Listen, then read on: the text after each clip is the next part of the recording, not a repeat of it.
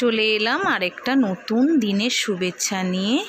শুভ ধনতেরাস তোমাদেরকে, আর নতুন একটা ভিডিও নিয়ে। এখানে দেখতে পেলে আমি মাছ ভেজে রেখে দিয়েছি, তার সাথে এখানে সবজি কাটা রয়েছে, কিছু বরবটি, ফুলকপি, আলু আর পটল। এই দিয়ে আজকে একটা বেশ পাতলা করে মাছের ঝোল করব, যেটা আমার নাকি খুব ফেভারিট, ভীষণ ভালো খাই আমি। আমার রিচ জিনিসটা খুব একটা ভালো লাগে না, এইভাবে মাছের ঝোল হলে আমার বেশ ভালো লাগে, তবে মাঝে মাঝে অবশ্যই। তো আজকে বানিয়ে নিচ্ছি আমার পছন্দের একটা মাছের ঝোল।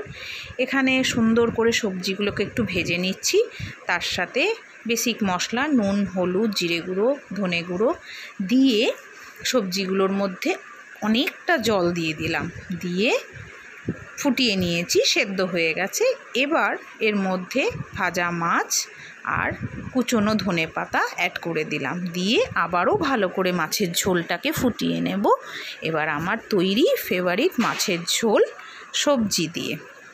এরপরে তার পাশাপাশি আমি না রাত্রিরের জন্য কিছু খাবার বানাবো, তাই পাশাপাশি রেডি করছি।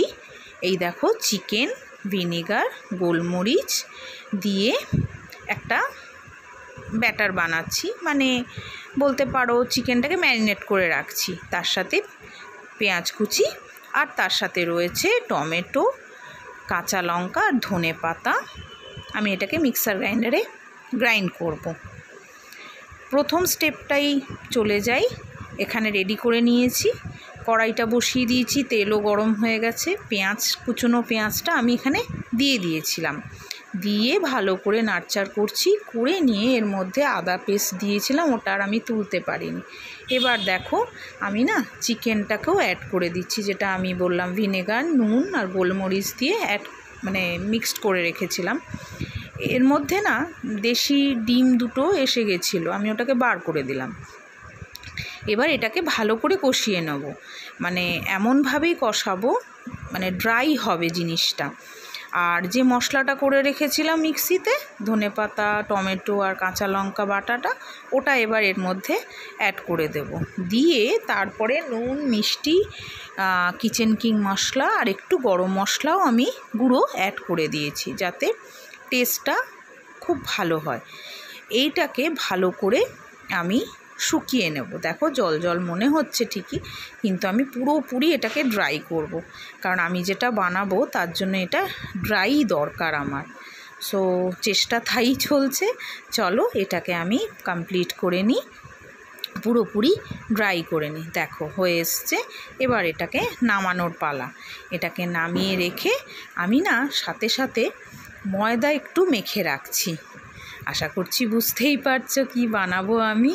হ্যাঁ গো, আমি বানাচ্ছি এগ চিকেন রোল। এখানে তাওয়া বসিয়ে দিয়েছি, পরোটাগুলো প্রায় আমার সেকা হয়ে গেছে। এখানে ডিম গুলে রেখেছি, ডিমের ঘোলাটাকে আমি গরম তেলের মধ্যে দিয়ে দিলাম, একটু বেশ চাটুর সাইজে করে নেব গোল করে। তার মধ্যে অ্যাড করে দেব রুটিটা। তোমরা তো সকলেই জানো, আমি বানাচ্ছি আমার প্রসেসে, সেটা আমি তোমাদের সাথে আজকে শেয়ার করলাম। এবং এটাও একটা আমার খুব ফেভারিট খাবার, এগ চিকেন রোল, যেটা আমি বাড়িতে বানিয়েই খেয়ে থাকি।